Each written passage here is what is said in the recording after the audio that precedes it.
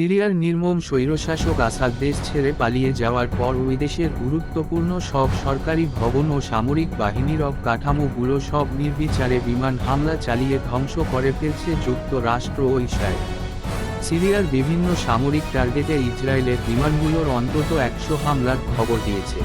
যেসব জায়গায় হামলা হয়েছে তার মধ্যে রাসায়নিক অস্ত্র উৎপাদন সংক্রান্ত একটি গবেষণা কেন্দ্র আছে বলেও খবর দিয়েছে তাদের স্থানীয় গণমাধ্যম।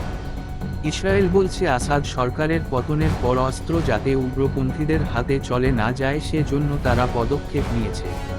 ওদিকে প্রেসিডেন্ট বাশার আল আসাদের পতনের প্রেক্ষাপটে পরিস্থিতি নিয়ে আলোচনার জন্য বৈঠকে বসতে যাচ্ছে জাতিসংঘ নিরাপত্তা পরিষদ।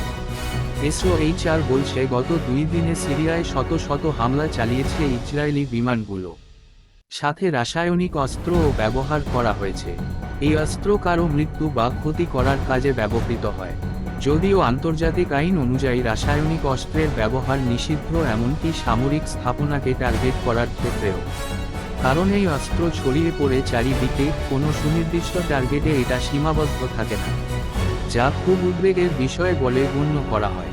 তাহলে কি হবে সিরিয়ার সামনের দিনগুলো?